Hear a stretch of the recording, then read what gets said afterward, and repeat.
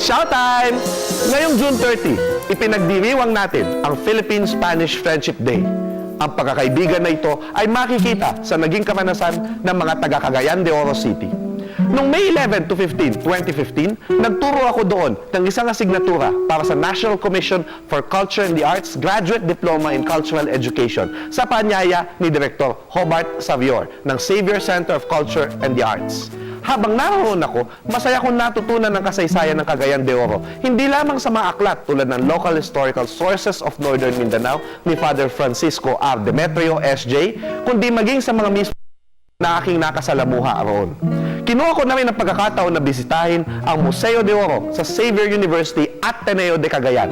Sa museo, binubuhay ng mga obra ng lokal na pintor na si Penecencio Nonoy C. Estarte ang matandang pamayanan sa Cagayan de Oro City, ang Himulugan, na isang kota sa tabing ilog na noon ay dinidigma at sinasakop ng mga Moro sa ilalim ni Sultan Kudarat.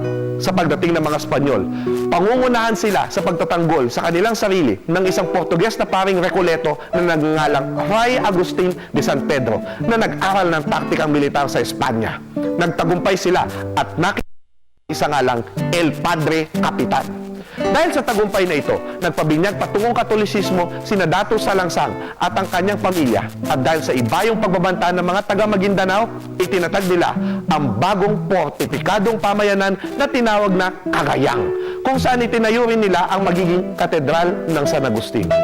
Subalit, patuloy ang naging pag-atake ng mga Moro at minsan ay pinaniniwalaan nilang ang kanilang pananalangin sa Birhen habang nakatago sa mga pag-atake na ito ay nagbunsod para makakita raw ng isang bisyon ng mahal na Birhen ng mga Moro sa ibabaw ng kanilang kota na nirespeto ng mga Moro at nang walang labanang naganap. Naging popular na debosyon ang Birhen sa kota sa Cagayan. Sa kabila nito, mayroon isang babaeng babaylan ang nanguna sa mga pag-aalsad laban sa mga mananakop na Espanyol noong 1659, na kilala lamang sa tawag na Salur o Salud.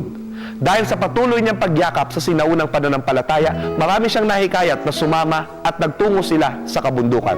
Ngunit, ang kura paroko ng lugar ay nakaisip ng paraan upang mahuli si Salud. Umakyat siyang mag-isa sa kabundukan upang hikayatin ang mga kasama ni Salud na magbalik loob sa Iglesia Katolika. Nang magtagumpay siya, ginamit niya mga taong ito mahuli sina Salud, ang kanyang anak na si Apolinar at ilan pang kasama. Dinala sila sa Cagayan at sinentensyahan ng kamatayan. Noong August 1896, napigilan ng mga Indyong kawal ng mga Espanyol, ang Tercio de Voluntarios de Cagayan, ang paglusob ng mga rebelding disiplinaryos na mula sa Kalagan o Iligan, na sa kanilang daanan ay pumatay ng mga Tsino, nagnakaw sa mga tao at nanggahasa ng mga babae.